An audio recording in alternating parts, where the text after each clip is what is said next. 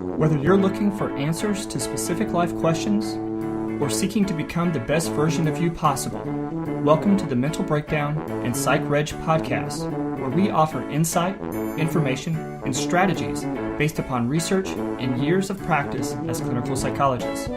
So sit back, have a listen, and get connected with our hosts, Dr. Berney Wilkinson and Dr. Richard Marshall. Welcome back. Richard, it's another week, and what I'm really excited about is we got our new digs. We got new table. This table is slick. It is. In two ways. It is. It's slick. It's slick because it's got this...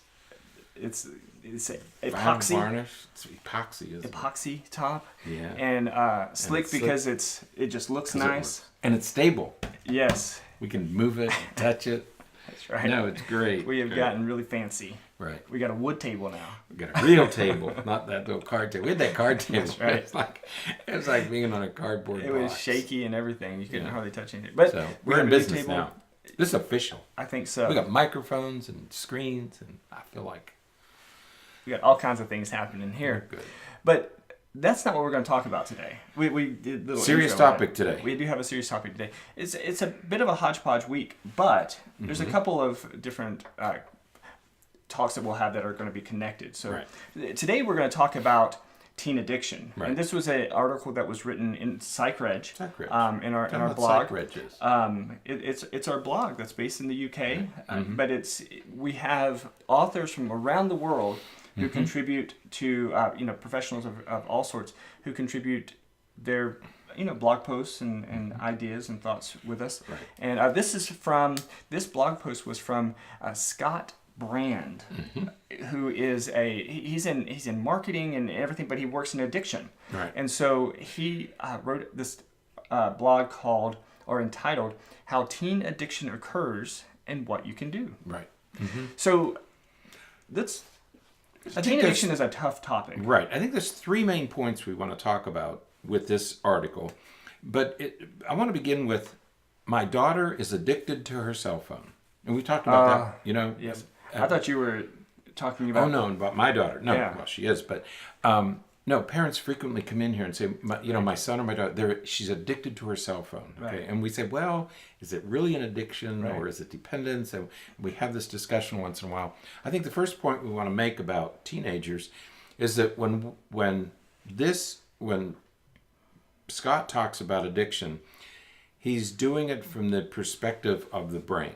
Right. And not everybody agree, and the disease, that there's something wrong in this person's brain and they're seeking to satisfy some felt need. Right. And it's brain-based. Right. Now, not everybody agrees with that, and we want to acknowledge that in the beginning, that there are other people who believe that, no, addiction is not a disease, it's a choice or it's a moral deficit, a characterological flaw that you're drinking because you're making a bad choice. Right. This man, Scott, definitely falls in the other category if it's a brain disease. Right. Okay, so that's point number one. And I think that that's an important distinction because that's where I sort of have my issue that I've mentioned on previous podcasts with the way that we use the word addiction so loosely. Right. Addicted to cell phones, addicted to, this or addicted to that.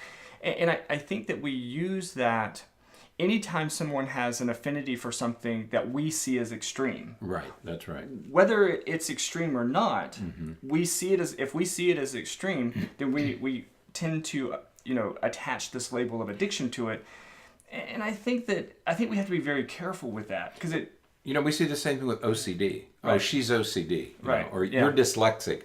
You reverse letters and so you're dyslexic. Right. Or you like order so you're OCD. Right. Or you're addicted. So there's these common terms that we use, but there's also a clinical condition. Right. Okay. Yeah. So that's a good distinction. Yeah, absolutely. Because we don't want to, addiction is a real thing. Right. And we have our particular perspectives of it as it relates to addiction and how that relates to mental health issues and things like that.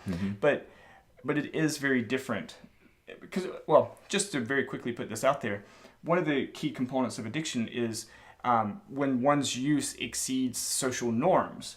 Well, if you're talking about a teenager and you say, well, she's addicted to her cell phone, she may not use her cell phone any more or less than every other teenager or the vast majority of teenagers.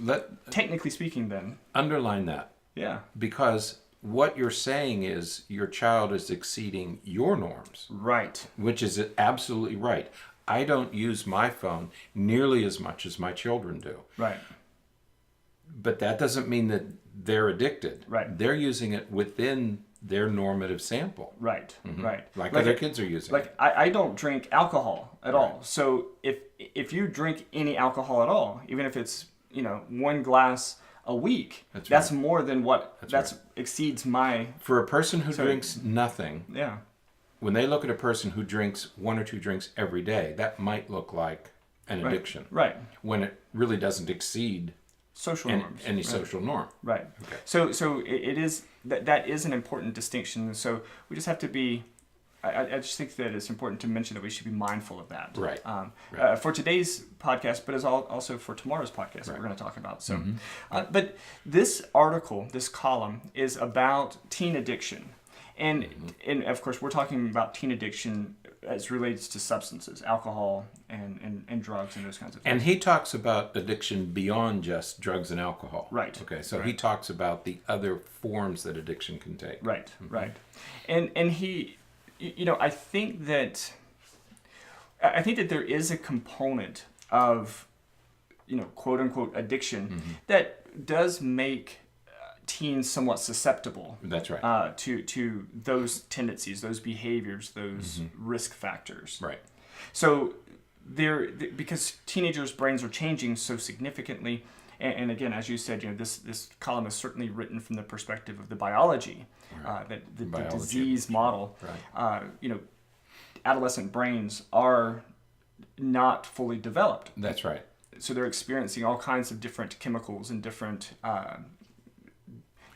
experiences in their brain that may contribute to that. Right. And when we talk about exceeding social norms, adolescents are prone to exceed norms because of the changes that are going on in their brains. Right. Okay. So it's not unusual that they will take things to a much higher level than we adults take them. Right. Okay. So the susceptibility to addiction is probably much higher in teenagers. Right. So we need to be aware of that. Right. That yes, it's much easier for teens to overdo it, to drink or do anything. They do everything to excess. Right. Okay. So include drink and do drugs. Yeah. So, but the point is, what do we do? How do we know that my teenager is exceeding social norms? Because I think we go back to the cell phone. Is your teen any different than other teens? Right. They can't all be addicted. Right. Right. Okay. You can't have 10 or 20 million teenagers addicted. Right. It just doesn't. Right. It doesn't make any sense. Are they using their phones to excess? Looks like it to us adults. Perhaps. Yeah. But it may not be a true addiction. Yeah. But so how do you know when they are? How do you know when your children are moving from excess usage to an addiction? Right. Okay, that's the point number one. And I like what he talks about in this article because it's very consistent with our perspective, and that is that addiction and there is a relationship, a connection between addiction and mental health. Yes. Right. We are of the perspective, and I don't mean we as in myself as a plural. I mean I'm including you in this statement. We are of the perspective that an individual abuses substances, any substance, whether it's cell phone, whether it's pornography. Parents come in and say, "I think he's addicted to porn." Right. Relationships, but substances and alcohol and everything is included. People abuse those things to fit a need. And oftentimes that need is psychologically or chemically dependent. Right. And so what happens is if a person is struggling with anxiety, anytime I have a person come in that's struggling with anxiety, what I'm going to ask is going to be, do you use alcohol to deal with that anxiety? Do you use any marijuana or any other substance to deal with that anxiety? Because we know that people who have certain mental illnesses or different types of mental illnesses are at varying risks or varying elevated risks for substance abuse. Because that's I don't like the term self-medicated, but it is sort of what's happening. What they're doing. They are, alcohol functions in the brain in much the same way as most of our anxiolytics. So it's not, alcohol isn't all that different as it relates to brain effects as Xanax or Ativan or any of the other benzodiazepines. Right. Mm-hmm. So when we think about mental health issues, we know that there is the risk for addiction and vice versa. If we see somebody who's having some addiction issues, we need to talk about mental health problems. So all of that to get back around to. And you're right. Substance abuse makes mental illness worse. Right. And mental illness makes substance abuse worse. Right. So there is this relationship between these two things. Right. So the other thing that we caution parents about is let's make sure, if we're talking about some kind of addiction, let's make sure there isn't some underlying problem. Right. That's the first thing. Right. So don't focus so much on the addiction. Let's open the curtain up and see what's going on behind the curtain. Right. So if you want to know if substance abuse is an issue, we need, or not if substance abuse is an issue, but the underlying, whether addiction is an issue or whether addiction is a problem, we need to know if they're why are they using? What are they using and why are they using it? Why are they using it? Because if they're using it to calm themselves, to settle down, to just clear my mind, to feel better, to be able to interact socially, any of those reasons suggest that underlying mental health problem, and that's what they're managing. So we need to treat that. Right. And this is where that cell phone issue comes up again, because if your child is only, excuse me, if your child is only addicted to her cell phone and there's nothing else going on, that's one issue. But if she's addicted to her cell phone and she's depressed or she's anxious or now that's a very different situation. Absolutely. So if you're worried about addiction, that's the important question to ask. Don't focus so much on what you think is an addiction. Right. Okay. Right. Now, in the column, he offers a number of things that parents can do. Right. That we can do to address concerns that we have with teen addiction. Some of them are very straightforward. Right, and we've talked about them before. Talking to your teen about it, right. Really doing some research and figuring out what's going on. Yeah, your kids can't be afraid to talk to you about this stuff. They can't be afraid of consequences. Right. Okay, if they're going to talk to you, they can't do so if they think they're going to be punished in some way. Okay, so be careful. Yeah. Parents often will threaten to send them off to rehab or boot camp or something. So they're not going to be very open with you if they think that you're going to send them away. So you need to keep those lines of communication open and get help. That's another recommendation. Seek help by talking with a counselor or talking with another professional. And see if you should be worried. Right. And seeing to what extent the problem is there, so that if you have to do an intervention or you have to what approaches you need to take to deal with this. Right.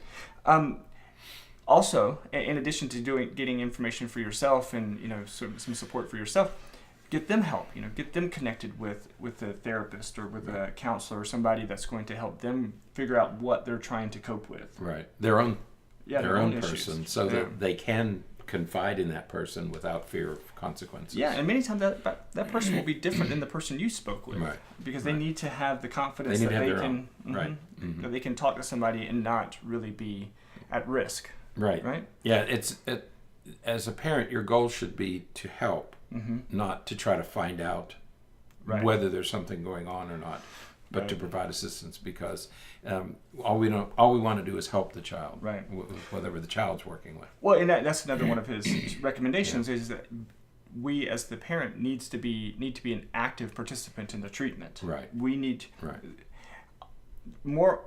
I would say maybe more often than not, as the parents, we are a contributing factor to the issues that are resulting in their behaviors. That's right. We're contributing in some way. Right. So we need to address that as well. Providing support and really getting the kid involved or the teen involved in some type of support groups, whether it's people who have gone through similar issues. Those are all great support structures that we can help put in place for them to help them cope with and manage these issues. Right. Yep. So there's Scott offers a number of strategies and perspectives that it'd be great.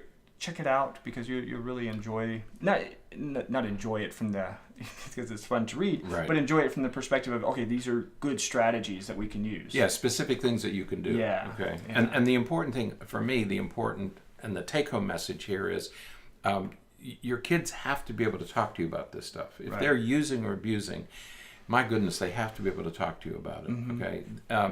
And if you struggle with it, then get them their own therapist so they can confide in the therapist and get the help that they need. Absolutely. Okay. You don't. The goal here is not to find out what our kids are using so that we can punish them. The goal is to provide them the assistance that they need. Yeah. Too often we do that too often. So, all right. Anything else? Nope. All right. Well, we'll be back tomorrow.